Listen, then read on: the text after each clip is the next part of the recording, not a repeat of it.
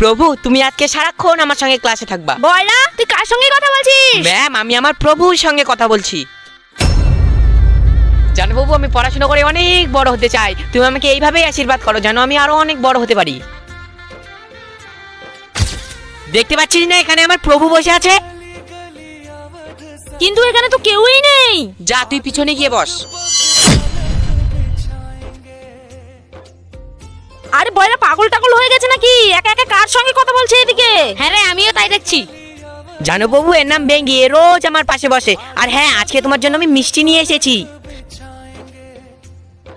আচ্ছা বয়রা, এখানে যদি তোর প্রভুই থেকে থাকে তাহলে আমরা কেন দেখতে পাচ্ছি না? আচ্ছা বাবু, আমার বন্ধুরা তোমাকে কেউ কেন দেখতে পাচ্ছে না? যারা আমাকে মন থেকে ভালোবাসে, সহ্য করে, আমি শুধু তাদেরকেই দেখা দেই। প্রভু, আমি এসব কিছুই জানি না। তুমি আমার বন্ধুদের এখনই দেখা দাও, নয়তো তোমার আমার বন্ধুত্ব শেষ। জয় শ্রীরাম।